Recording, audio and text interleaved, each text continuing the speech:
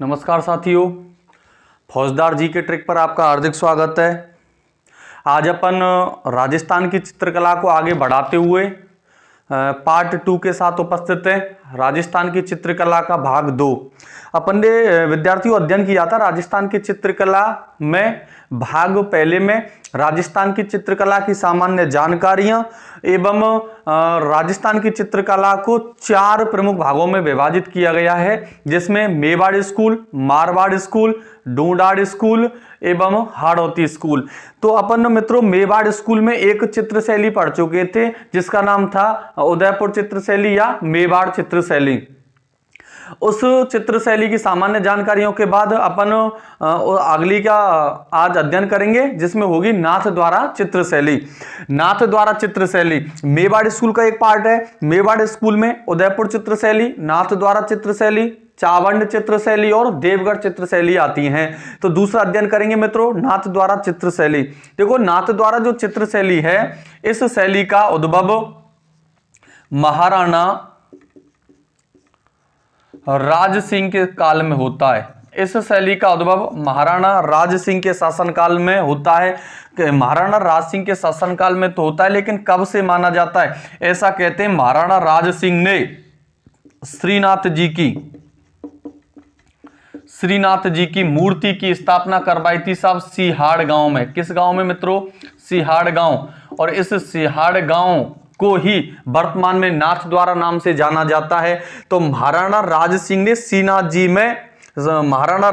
श्रीनाथ जी की सिहाड़ गांव में मूर्ति की स्थापना करवाई थी। इसी मूर्ति की स्थापना के साथ नाथ द्वारा चित्र शैली का उद्भव माना जाता है। तो नाथ द्वारा चित्र शैली का उद्भव महाराणा राज सिंह के द्वारा श्रीनाथ जी की मूर्ति की स्थापना सिहाड़ गांव में करवाई गई थी। इसी मूर्ति के साथ, इसी प्रतिमा की स्थापना के साथ नाथ द्वारा चित्र शैली का उद्भव होता है। यह जो नाथ द्वारा चित्र शैली है, इस शैली का स्वर्णकाल भी महाराणा राज सिंह का शासनकाल माना जाता है। इस शैली का स्वर्णकाल भी किसका शासनकाल होगा? महाराणा राज सिंह का शासनकाल। ये जो नाथ द्वारा चित्र शैली है, इस चित्र शैली में उदयपुर चित्र शैली प्लस ब्रज चित्र शैली, इसका मतलब है ये उदयपुर चित्र शैली और ब्रज जो चित्र शैली है उनसे प्रभावित मानी जाती है। दोनों के समन्वय से नई एक तीसरी शैली का उद्भव होगा, उसका नाम होगा नाथ द्वारा चित्र शैली। इस शैली पर उदयपुर चित्र शैली और ब्रज शैली का प्रभाव होता है। दोनों के मिश्रण से नई तीसरी उत्पन्न होती है, उस शैली का नाम होगा नाथ द्वारा चित्र शैली। ये जो नाथ द्वारा चित्र शैली है, इसको भैया वल्लभ शैली के नाम से भी जानते हैं। क्या बोलेंगे भैया? वल्लभ शैली। क्योंकि यहां पे जो श्रीनाथ जी की मूर्ति स्थापित है, ये किस संप्रदाय की है? वल्लभ संप्रदाय की मानी जाती है। अब इस संप्रदाय से संबंधित क्या क्या बातें? देखो ये जो चित्र शैली है नाथ द्वारा, इसमें सर्वाधिक पिछवाइयों का चित्रण हुआ है। किसका चित्रण हुआ है मित्रों? पिछवाइयों का। तो राजस्थान में सर्वाधिक पिछवाइयों का चित्रण माना जाता है नाथ द्वारा चित्र शैली में। पिछवाई का मतलब है ये भाई साहब श्री कृष्ण भगवान की मूर्ति के पीछे उनकी सजावट के लिए जो लाल रंग के कपड़े लगाए जाते हैं, वो पिछवाइयां होती हैं। वल्लभ संप्रदाय में चलता है, तो यहाँ पे पिछवाइयों का चित्रण होता है। दूसरी बात, कृष्ण लीला का चित्रण होगा। किसका भैया? कृष्ण लीला का चित्रण। देखिए राजस्थान में कई सारी शैलियों में कृष्ण लीला का चित्रण पाया जाता है, लेकिन सर्वाधिक कृष्ण लीला का चित्रण तो नाथ द्वारा चित्र शैली में मिलता है। इसमें कृष्ण लीला का चित्रण। तीसरा भैया मां यशोदा का चित्रण है। किसका साहब? मां यशोदा का चित्रण है। चौथा साहब ग्वालों का चित्रण है। किसका भैया? ग्वालों का चित्रण माना जाता है। आगे इसमें बात करते हैं तो पुजारियों का चित्रण हुआ है शैली में। किसका चित्रण हुआ है साहब? पुजारियों का चित्रण होता है। पुजारियों का या गोसाई का चित्रण हुआ है। किसका भैया? गोसाई का चित्रण हुआ है। और इसमें अन्नकूट महोत्सव का चित्रण मिलता है। किसका भैया? अन्नकूट महोत्सव का चित्रण। अन्नकूट महोत्सव का चित्रण भी किस शैली में पाया जाता है? नाथ द्वारा चित्र शैली में पाया जाता है। अन्नकूट महोत्सव क्या होता है? श्रीनाथ जी के मंदिर में गोवर्धन पर्व के अवसर पर गर्म चावलों का ढेर होता है, उसको अन्नकूट महोत्सव या भीलों की लूट कहा जाता है। तो अपन पढ़ रहे हैं भैया नाथ द्वारा चित्र शैली। इसका उद्भव महाराणा राज सिंह के काल में महाराणा राज सिंह के काल में श्रीनाथ जी की मूर्ति की स्थापना के साथ हो जाता है। इस शैली का स्वर्ण काल भी महाराणा राज सिंह के शासनकाल को माना जाता है। ये जो शैली है ये उदयपुर एवं ब्रज शैली के समन्वय से उत्पन्न मानी जाती है। इस शैली पर बल्लभ शैली का प्रभाव रहता है, इसलिए इसको बल्लभ शैली भी कहते हैं। इस शैली में जो चित्रांकन हुआ है तो पिछवाइयों का चित्रण, कृष्ण लीला का चित्रण, मैं कह रहा हूं कृष्ण लीला का कई सारी चित्र शैलियों में राजस्थान में प्रयोग हुआ है, लेकिन सर्वाधिक कृष्ण लीला का चित्रण तो भैया किसमें मिलता है? नाथ द्वारा चित्र शैली में मिलता है। मां यशोदा का चित्रण है, ग्वालों का चित्रण है, पुजारी का, गोसाई का, अन्नकूट महोत्सव का इसमें चित्रण किया गया है। ये जो चित्र शैली होती है इसमें अपन बात करते हैं, इस चित्र शैली में प्रमुख रूप से रंग, क्या भैया? रंग। तो इसमें जो रंग काम में लिया गया वो हरा एवं पीला। अरे इस चित्र शैली में कौन सा रंग काम में लिया गया है? हरा और पीला। इस चित्र शैली में प्रमुख रूप से वृक्ष, कौन सा वृक्ष उपयोग में? किस वृक्ष का चित्र है भैया? केला वृक्ष का। किस वृक्ष का मित्रों? केला वृक्ष का। इस चित्र शैली में यदि बात करते हैं मित्रों पशु की, कौन से पशु का सर्वाधिक चित्रण हुआ है? तो गाय पशु का। कौन से पशु का हुआ है मित्रों? गाय पशु का इसमें सर्वाधिक चित्रण माना जाता है। तो मैं कह रहा हूं इस चित्र शैली में रंग तो हरा और पीला। अरे वृक्ष का नाम आता है तो केला, पशु का नाम आता है तो गाय पशु का सर्वाधिक चित्रण हुआ है। ये जो चित्र शैली है इस चित्र शैली में इस चित्र शैली में नायिका का चित्रण दासी के रूप में किया गया है। किसके रूप में किया गया है? दासी के रूप में। तो ये नाथ द्वारा चित्र शैली की सामान्य बातें होती हैं। एक बार फिर से अपन अध्ययन करेंगे। नाथ द्वारा चित्र शैली का उद्भव महाराणा राज सिंह का शासनकाल। कब से? श्रीनाथ जी की मूर्ति की स्थापना के साथ। कहां पर? सिहाड़ गांव में। क्लियर? तो श्रीनाथ जी की मूर्ति की स्थापना सिहाड़ गांव में होती है, तभी से इस शैली का उद्भव माना जाता है। इस शैली का स्वर्णकाल महाराणा राज सिंह के शासनकाल को माना जाता है। इस शैली का उद्भव दो शैलियों से माना जाता है, उदयपुर और ब्रज शैली के समन्वय से इस शैली का उद्भव होता है। ये जो शैली है इस पर सर्वाधिक प्रभाव बल्लभ शैली का पड़ता है। आगे की बात करते हैं। इसमें सर्वाधिक चित्रांकन पिछवाइयों का होता है। अरे कृष्ण लीला का सर्वाधिक होता है, मां यशोदा का होगा, ग्वालों का होगा, पुजारी का होगा, गोसाई का होगा, अन्नकूट महोत्सव का चित्रण होता है। रंग हरा पीला, वृक्ष का नाम केला और पशु है तो गाय, और नायिका का चित्रण कैसे हुआ है मित्रों? दासी के रूप में। इसमें जो मुख्य रूप से जो चित्रकार होते हैं, देखो चित्रकारों के नाम। एक चित्रकार का नाम होता है भैया नारायण। क्या नाम होगा भैया? नारायण। एक चित्रकार का नाम होगा भैया चतुर्भुज। क्या नाम होगा साहब? चतुर्भुज। एक चित्रकार का नाम है मित्रों घासीराम। क्या नाम है साहब? घासीराम। नारायण, चतुर्भुज, घासीराम। कमला, महिलाओं के नाम है इल्याची, रेखा, और एक व्यक्ति का नाम और पढ़ेंगे भैया शंकर। क्या नाम होगा मित्रों? शंकर।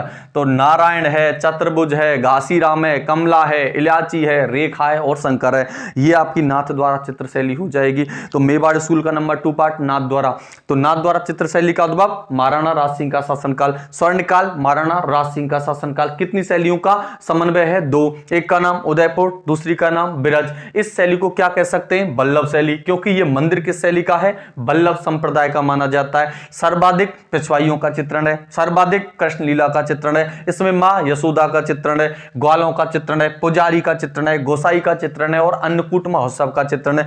मित्रों अन्नकूट महोत्सव मैंने कई बार आपको चर्चाएं की है। अन्नकूट महोत्सव का मतलब होता है गरम चावलों का ढेर। क्या होगा साहब? गरम चावलों का ढेर। आप लोग समझ गए होंगे ये गरम चावलों का ढेर है। इसको भील जनजाति के लोग लूटने का प्रयास करते हैं, जिसको भीलों की लूट भी कहते हैं। यह महोत्सव कब आयोजित होता है? गोवर्धन पर्व के अवसर पर। आगे इस चित्र शैली में रंग तो हरा और पीला, वृक्ष केला काम में लिया जाएगा। सर्वाधिक पशु में गाय का चित्रण होता है और नायिका को दासी के रूप में दर्शाया गया है।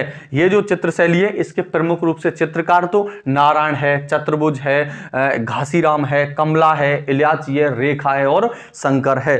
तो आगे की बात करते हैं। सब आगे एक चित्र शैली का अध्ययन करते हैं और मित्रों चित्र शैली का नाम होता है देवगढ़ चित्र शैली। क्या रहेगा साहब? देवगढ़ चित्र शैली। देवगढ़ चित्र शैली।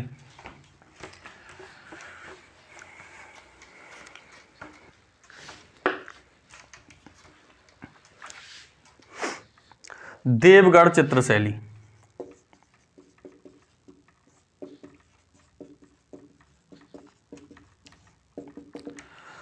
देवगढ़ जो चित्र शैली है ये देवगढ़ तो एक बात तो मैं बता दूं, ये क्या है, मेवाड़ शैली का, मेवाड़ राज्य का एक ठिकाना था मित्रों। देवगढ़ एक मेवाड़ राज्य का ठिकाना था रियासत काल में। वर्तमान में देवगढ़ राजसमंद जिले में आता है, लेकिन देवगढ़ उस समय रियासत काल में एक ठिकाना था। और ये जो ठिकाना था, यहाँ के जो ठिकानेदार थे, ठिकानेदार उस समय थे भैया द्वारिकादास चूड़ावत। क्या नाम है मित्रों? द्वारकादास चूड़ावत। देखो मैं कह रहा हूं देवगढ़ चित्रशैली अपन पढ़ रहे हैं, देवगढ़ एक ठिकाने का नाम था, ये मेवाड़ राज्य का ठिकाना था और यहां का जो ठिकानेदार था द्वारकादास चूड़ावत। इस द्वारकादास चूड़ावत के समय इस शैली का उद्भव होता है। क्या होगा मित्रों? उद्भव। तो देवगढ़ चित्रशैली का उद्भव इस ठिकाने के ठिकानेदार द्वारकादास चूड़ावत के समय में होता है। लेकिन इस शैली को, इस देवगढ़ चित्रशैली को प्रकाश में लाने का श्रेय, प्रकाश का मतलब मैं कह रहा हूं लोकप्रिय बनाने का श्रेय, इस शैली को प्रकाश में लाने का श्रेय या लोकप्रिय बनाने का श्रेय श्रीधर अंधारे को जाता है। किसको जाएगा मित्रों? श्रीधर अंधारे को जाता है। तो इस शैली को प्रकाश में लाने का श्रेय किसको दिया जाता है? श्रीधर अंधारे को दिया जाता है। ये जो देवगढ़ चित्रशैली होती है, इस देवगढ़ चित्रशैली के सर्वाधिक जो चित्र पाए जाते हैं, जो सर्वाधिक चित्र पाए जाते हैं, ये देवगढ़ में स्थित मोती महल एवं अंजारा की ओबरी पर। किसकी ओबरी पर भैया? अंजारा की ओबरी पर बने भित्ति चित्र हैं। कैसे चित्र हैं भैया? भित्ति चित्र। इनका मतलब है ये महल हैं देवगढ़ में और उनकी दीवारों पर चित्रण है। देवगढ़ जो चित्रशैली है, इस चित्रशैली का उद्भव तो ठिकानेदार द्वारकादास चूड़ावत के समय में होता है। इस शैली को प्रकाश में या लोकप्रिय बनाने का श्रेय श्रीधर अंधारे को जाता है। इस शैली के प्रमुख चित्र तो मोती महल और अंजारा की ओबरी के भित्ति चित्र माने जाते हैं। इस शैली के प्रमुख चित्रकार, क्या मित्रों? चित्रकारों में नाम आता है साहब, एक का नाम आता है भैया, एक का नाम आता है केवला। क्या नाम आएगा भैया? केवला। एक का नाम आता है केवला, एक का नाम आएगा भैया बगता। क्या नाम है भैया? बगता। एक का नाम आएगा साहब चोखा। एक का नाम है मित्रों बैजनाथ। क्या नाम रहेगा? बैजनाथ। और भैया एक और पढ़ते हैं नंगा। क्या नाम है? नंगा। केवला है, भगता है, चोखा है, बैजनाथ है और नंगा है। इस चित्रशैली के प्रमुख रूप से चित्रकार हैं। मित्रों ये क्या है, बुकों में इतना अध्ययन इस चित्रशैली का नहीं है, मैं आपको उपलब्ध करवा रहा हूं। इस चित्रशैली के संपूर्ण जो भी जानकारियां रहेंगी, संपूर्ण पाठ रहेंगे, आपको क्रम से संपूर्ण चित्रशैली क्रम से प्राप्त होगी। तो अपन मेवाड़ स्कूल में पढ़ रहे हैं, पहले मेवाड़ में पहला अध्ययन किया था उदयपुर चित्रशैली का, उसके बाद नाथ द्वारा चित्रशैली और उसके बाद अध्ययन कर रहे हैं तो किसका? देवगढ़ चित्रशैली का। अब ये जो देवगढ़ चित्रशैली है, इसमें सर्वाधिक जो रंगों का प्रयोग किया गया है, किसका मित्रों? रंग का। तो इसमें हरा एवं नीला, इसमें सर्वाधिक किस रंग का प्रयोग किया गया है? हरा एवं नीला। और एकमात्र ऐसी चित्रशैली मानी जाती है देवगढ़ शैली जिसमें ढूंढाड़ शैली, कौन सी शैली भैया? ढूंढाड़ शैली। जिसमें मेवाड़ शैली, कौन सी शैली साहब? मेवाड़। और जिसमें मारवाड़ शैली, कौन सी शैली है? मारवाड़। फिर से देखेंगे, ढूंढाड़, मेवाड़ और मारवाड़ तीनों का मिश्रण पाया जाता है, तीनों का मिश्रण पाया जाएगा। उस शैली का नाम क्या होगा मित्रों? देवगढ़ चित्रशैली। तो ये देवगढ़ चित्रशैली हो जाती है। अब बताइए देवगढ़ चित्रशैली का उद्भव द्वारकादास चूड़ावत के समय में होगा। कौन थे ये? ठिकानेदार। देवगढ़ क्या था? एक ठिकाना था। किस रियासत का था? मेवाड़ रियासत का था। इस शैली को प्रकाश में लेकर के आने वाले श्रीधर अंधारे होते हैं। इस शैली के प्रमुख रूप से चित्र कहां पे मिलते हैं? मोती महल और अंजारा की ओबरी पर बने भित्ति चित्र हैं। इस चित्रशैली के प्रमुख चित्र जो किसने बनाए हैं? केवला, भगता, चोखा, बैजनाथ, नंगा चित्रकारों ने बनाए हैं। इसको मुख्य रूप से हरा एवं नीले रंगों में प्रस्तुत किया गया है। यह जो चित्रशैली है राजस्थान की एकमात्र शैली जिस पर ढूंढाड़, मेवाड़ और मारवाड़ चित्रशैली का प्रभाव दिखाई देता है। तो अपन पहला पढ़ रहे थे उदयपुर शैली का स्वर्णकाल तो जगत सिंह प्रथम का काल होता है, जबकि दूसरा पढ़ रहे थे नाथ द्वारा शैली का स्वर्णकाल तो महाराणा राज सिंह का शासनकाल होता है। जबकि इस शैली के स्वर्णकाल की बात आती है तो भैया इस शैली का जो स्वर्णकाल होता है तो द्वारकादास चूड़ावत का शासनकाल ही होता है। किसका शासनकाल हो जाएगा भैया? द्वारकादास चूड़ावत का शासनकाल। क्योंकि ये जो द्वारकादास चूड़ावत हैं, ये जो द्वारकादास चूड़ावत हैं, इस शैली का उद्भवकर्ता और इनका स्वर्णकाल इसी के काल को माना जाता है। आगे की बात करते हैं साहब, अपन चौथी चित्रशैली पढ़ेंगे साहब। कौन सी चित्रशैली? चौथी। और चौथी चित्रशैली का नाम होगा भाई साहब चावर्ण चित्रशैली। कौन सी चित्रशैली हो जाएगी चौथी भैया? चावर्ण चित्रशैली।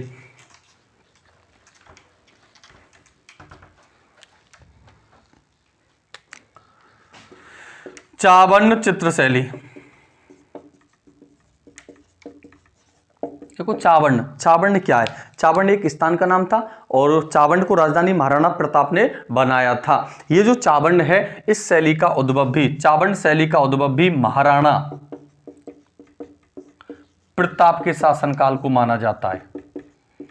इस शैली का उद्भव किसके शासनकाल में होता है? महाराणा प्रताप के शासनकाल में। महाराणा प्रताप के शासनकाल में एक चित्रकार था और चित्रकार का नाम होता है भैया नासिरुद्दीन। क्या नाम होगा भैया? नासिरुद्दीन। तो चावर्ण चित्रशैली का उद्भव महाराणा प्रताप के शासनकाल में माना जाता है।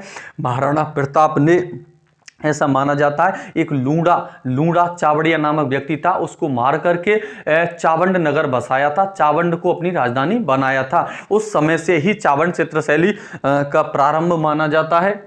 तो चावर्ण चित्रशैली का प्रारंभ महाराणा प्रताप सिंह का शासनकाल होगा और प्रताप सिंह का चित्रकार कौन है? नासिरुद्दीन। लेकिन इस चित्रशैली का स्वर्णकाल तो भैया अमर सिंह प्रथम का शासनकाल होगा। किसका शासनकाल? अमर सिंह प्रथम का शासनकाल, जो कि महाराणा प्रताप के बड़े पुत्र थे। इनके काल में भी ये नासिरुद्दीन चित्रकार रहता है। कहने का मतलब है अमर सिंह प्रथम तक भी चित्रकार का नाम मुख्य रूप से किसका होता है? नासिरुद्दीन का। लेकिन ये चित्रकार कहां भी रहेगा? महाराणा प्रताप के शासनकाल में भी रहता है। तो अमर सिंह प्रथम का शासनकाल इस शैली का स्वर्णकाल, और अमर सिंह के दरबार में भी चित्रकार नासिरुद्दीन रहता है। और इसके द्वारा, नासिरुद्दीन के द्वारा अमर सिंह के शासनकाल में चित्रित किया गया ग्रंथ होता है रागमाला। कौन सा ग्रंथ होता है भैया? रागमाला। ये संपूर्ण मेवाड़ स्कूल, इसका मतलब जो चारों शैलियां अपन पढ़ रहे हैं मेवाड़ में, तो संपूर्ण मेवाड़ स्कूल का सबसे बड़ा चित्रित ग्रंथ है। मेवाड़ स्कूल का सबसे बड़ा चित्रित ग्रंथ कौन सा चित्रित ग्रंथ है भैया? ये रागमाला ग्रंथ है। और ये किसने चित्रित किया था? नासिरुद्दीन ने। लेकिन किसके समय में चित्रित किया था? अमर सिंह प्रथम के समय में। तो मित्रों, ये आपका होता है मेवाड़ स्कूल कंप्लीट। तो मेवाड़ में अपन क्या क्या पढ़ रहे थे? अरे मेवाड़ में एक तो मेवाड़ चित्रशैली उदयपुर, दूसरा अपन क्या पढ़ रहे थे भैया? नाथ द्वारा, तीसरा अपन क्या पढ़ रहे थे? देवगढ़, और चौथा अपन क्या पढ़ रहे हैं मित्रों? चावंड। तो ये तो होता है आपका मेवाड़ स्कूल कंप्लीट। आगे अपन अध्ययन करेंगे क्रम से, तो मारवाड़ स्कूल। कौन सा पढ़ेंगे मित्रों? मारवाड़। आगे देखते हैं मारवाड़ स्कूल की जानकारियां। मारवाड़ स्कूल, और मारवाड़ स्कूल में अपन ने क्या क्या पढ़ा है मित्रों? देखें, मारवाड़ स्कूल में क्या क्या था? एक तो था भैया जोधपुर। कौन सी शैली आती है भैया? जोधपुर। एक अपन पढ़ रहे थे क्या? जोधपुर के बाद अपन अध्ययन करेंगे भैया बीकानेर। इसमें कौन सी शैली आएगी? बीकानेर। देखो, जोधपुर शैली है, बीकानेर शैली है, और एक शैली का नाम क्या रहेगा मित्रों? जैसलमेर। कौन सी शैली रहेगी? जैसलमेर। और एक शैली का नाम क्या रहेगा? किशनगढ़। क्या रहेगा भैया? किशनगढ़। और एक शैली का नाम क्या रहेगा सब? एक शैली का नाम रहेगा भैया नागौर। कौन सी शैली रहेगी? नागौर। और एक शैली का नाम क्या रहेगा? अजमेर। तो ये जो शैलियां हैं, जोधपुर शैली, बीकानेर शैली, जैसलमेर शैली, किशनगढ़ शैली, नागौर शैली और अजमेर शैली, ये किसके पार्ट हैं? ये मारवाड़ स्कूल के पार्ट माने जाते हैं। आगे अपन बात करेंगे तो भैया मारवाड़ स्कूल में पहला जोधपुर। कौन सा पढ़ेंगे मित्रों? जोधपुर चित्रशैली। तो आप लोग अध्ययन करेंगे जोधपुर चित्रशैली का। जोधपुर चित्रशैली।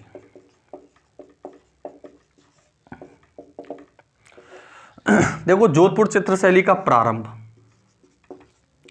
राव मालदेव के शासनकाल से माना जाता है। राव मालदेव के शासनकाल से। जोधपुर चित्रशैली का प्रारंभ किसके शासनकाल से होगा? राव मालदेव के शासनकाल से माना जाएगा। अब ये जो जोधपुर चित्रशैली है, इसका प्राचीनतम चित्रित ग्रंथ है उत्तराध्यायन। कौन सा ग्रंथ है भैया? उत्तराध्यायन। इसका प्राचीनतम चित्रित ग्रंथ माना जाता है।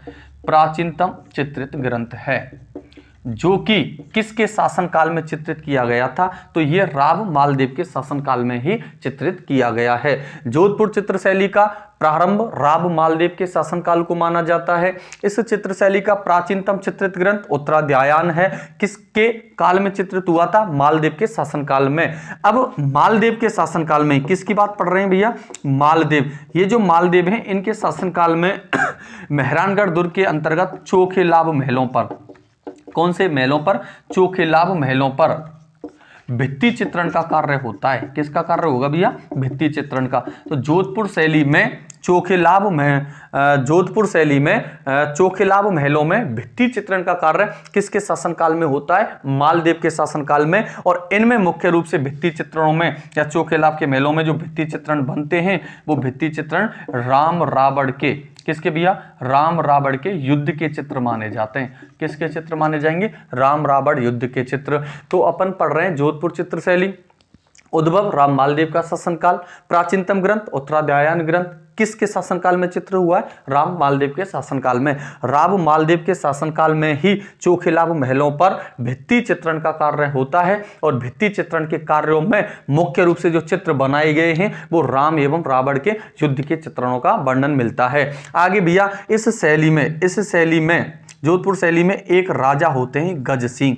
कौन से राजा होंगे भैया? गज सिंह। महाराजा जो गज सिंह होते हैं इनके शासनकाल में एक चित्रकार थे बीरजी भाटी। क्या नाम है भैया? बीरजी भाटी। तो गज सिंह के शासनकाल में बीरजी भाटी के द्वारा रागमाला ग्रंथ चित्रित किया गया था। कौन सा माला भैया?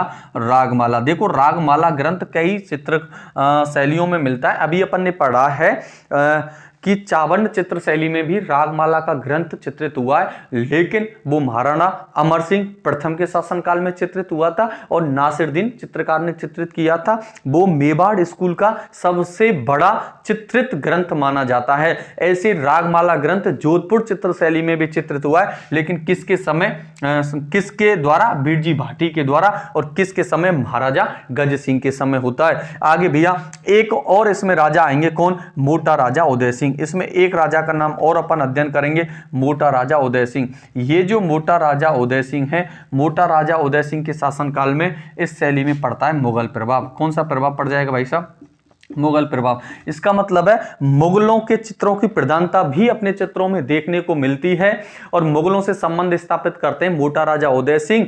तो मुगल जो भी हैं, इसका मतलब मुगलों की प्रधानता अपने चित्रों में कब आती है, उनका प्रभाव कब आता है? तो मोटा राजा उदय सिंह के शासनकाल में आता है। इस शैली में कंपनी शैली का प्रभाव तख्त सिंह के शासनकाल में। किसके शासनकाल में? तख्त सिंह। महाराजा तख्त सिंह के शासनकाल में किसका प्रभाव आ जाएगा? कंपनी का मतलब अंग्रेजों का भी प्रभाव आता है। तो अंग्रेजों का प्रभाव इस शैली पर कब आता है भैया? महाराजा तख्त सिंह के शासनकाल में आता है। आगे ये जो जोधपुर चित्र शैली है इसमें एक महाराजा और अपन अध्ययन करेंगे जसवंत सिंह। कौन सा मित्रों? जसवंत सिंह। ये जो जसवंत सिंह हैं इनके शासनकाल में इस चित्र शैली में मानव के चित्र बनना प्रारंभ हुए थे। किसके चित्र मित्रों? मानव के। तो जोधपुर शैली में मानव के चित्र बनना प्रारंभ जसवंत सिंह के शासनकाल से माना जाता है और सर्वप्रथम जसवंत सिंह का ही चित्र बनाया गया था। किस चित्रकार के द्वारा? नाथा चित्रकार के द्वारा।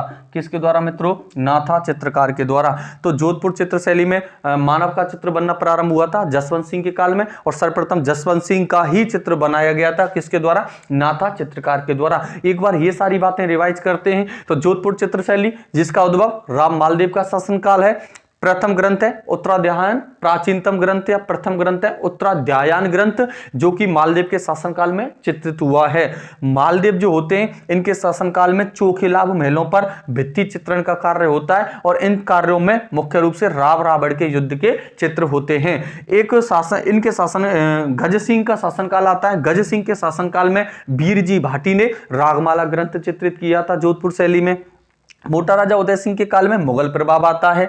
महाराजा तख्त सिंह के काल में कंपनी शैली का प्रभाव आता है और जसवंत सिंह के काल में मानव चित्रों का बनना प्रारंभ हुआ था और प्रमुख चित्रकार का नाम क्या हो जाता है? नाथा हो जाएगा। क्या होगा भैया? नाथा। आगे देखते हैं जोधपुर चित्र शैली की और क्या क्या बातें होती हैं। अब इस शैली का पढ़ते हैं मित्रों स्वर्णकाल। क्या पढ़ते हैं साहब? स्वर्णकाल। जोधपुर शैली का स्वर्णकाल तो महाराजा मानसिंह का शासनकाल होता है। जोधपुर चित्र शैली का स्वर्णकाल महाराजा मान सिंह का शासनकाल। ये जो महाराजा मान सिंह हैं ये सर्वाधिक नाथ संप्रदाय पर बल देते हैं। किस संप्रदाय पर? नाथ संप्रदाय पर। तो इनके शासनकाल में सर्वाधिक किस संप्रदाय के चित्र बनेंगे? नाथ संप्रदाय के। तो जोधपुर चित्र शैली का स्वर्णकाल मान सिंह का शासनकाल है, लेकिन मान सिंह के शासनकाल में सर्वाधिक नाथ संप्रदाय के चित्र बनाए गए थे जोधपुर चित्र शैली में। आगे इस चित्र शैली की क्या क्या विशेषता रहेंगी? जैसे भैया प्रमुख रंग आता है, तो रंग का नाम होगा भैया पीला। क्या नाम हो जाएगा? पीला। यदि आता है प्रमुख रूप से वृक्ष, क्या नाम आएगा मित्रों? वृक्ष। और वृक्ष हो जाएगा भैया आम। कौन सा वृक्ष है मित्रों? आम। यदि बात आती है साहब पशु, किसकी बात आती है भैया? पशु। देखो पशुओं में बनाया गया था ऊंट का चित्रण, क्योंकि मरुस्थल में ऊंट पाए जाते हैं। ऊंट का चित्रण, घोड़ा का चित्रण और कुत्ता का चित्रण, मुख्य रूप से ऊंट, घोड़ा और कुत्ता का चित्रण। बात करते हैं मित्रों पक्षी, क्या नाम है भैया? पक्षी। पक्षियों में मित्रों देखो कौआ, किसका चित्रण होता है? कौआ। और एक होता है भैया चील का चित्रण। इस चित्र शैली की और क्या विशेषता है? इसमें क्या है? नायिका को, किसको मित्रों? नायिका को दर्शाया गया है। नायिका की आंखें बादामी आंखें। कैसी आंखें मित्रों? बादामी। तो नायिका की आंखें बताई गई हैं बादामी आंखें। बादामी आंखों के रूप में नायिका का चित्रण किया गया है। ये जोधपुर चित्र शैली की मूलतः विशेषता होती है। इसके अलावा इसमें सर्वाधिक प्रेम कहानियों पर चित्रण बने। किस पर मित्रों? प्रेम कहानियों पर। प्रेम कहानियों में मुख्य रूप से किसका चित्रण होता है? ढोला मारू का। किसका भैया? ढोला मारू का। ढोला मारू का चित्रण। देखो ढोला तो एक नरवर मध्य प्रदेश का राजकुमार था, और मरबण या मारू ये एक पुंगल क्षेत्र की राजकुमारी थी। इन दोनों की प्रेम कहानियों का वर्णन भी इस शैली में मिलता है। ढोला और मारू की बचपन में ही सगाई कर दी गई थी, या विवाह तय कर दिया गया था। इनके विवाह के समय ढोला की उम्र थी मित्रों 3 वर्ष और मारू की उम्र थी 1.5 वर्ष। परीक्षा में आया हुआ भी क्वेश्चन है। तो ढोला मारू एक प्रेम कहानी राजस्थान में होती है। तो ढोला मारू का चित्रण सर्वाधिक किस शैली में मिलेगा? जोधपुर चित्र शैली में। तो इस शैली में अपन पढ़ चुके थे, एक बार फिर यहां से रिवाइज करते हैं। शैली का स्वर्णकाल मान सिंह का शासनकाल। मान सिंह के शासनकाल में सर्वाधिक नाथ संप्रदाय के चित्र बनते हैं। रंग होता है इसमें पीला, वृक्ष होता है आम, पशु ऊंट, घोड़ा और कुत्ता, पक्षी का नाम कौआ एवं चील, नायिका की आंखें बादामी जैसी, सर्वाधिक प्रेम कहानियों पर चित्रण है जैसे कि ढोला मारू का चित्रण होता है। आगे भी आप प्रमुख रूप से चित्रकार, क्या पढ़ेंगे मित्रों? चित्रकार। अब देखो चित्रकार बहुत सारे होते हैं। चित्रकारों में मित्रों पर नाम पढ़ सकते हैं जैसे कि रतन दास। क्या नाम है भैया? रतन दास। एक का नाम होगा भैया अमरदास। क्या नाम होगा साहब? अमरदास। एक का नाम होगा मित्रों बिशन दास। क्या नाम है साहब? बिशन दास। अरे चित्रकारों में साहब रतन दास है, अमरदास है, बिशन दास है और छज्जू भाटी। क्या नाम होगा भैया? छज्जू भाटी। एक का नाम मित्रों बीरजी भाटी। क्या नाम होगा मित्रों? छज्जू भाटी, बीरजी भाटी। एक का नाम होगा भैया डोना। क्या नाम होगा? डोना। एक का नाम होगा भैया सेफू। क्या नाम होगा? सेफू। एक का नाम होगा नाथा। क्या नाम होगा भैया? नाथा। तो ये सारे चित्रकार किस शैली के माने जाते हैं? जोधपुर चित्र शैली के। तो अपन ने अभी मारवाड़ स्कूल में एक का पढ़ा है जोधपुर चित्र शैली का, और आगे फिर एक नई वीडियो के साथ हाजिर होता हूं। तब तक के लिए धन्यवाद, नमस्कार, जय हिंद, जय राजस्थान।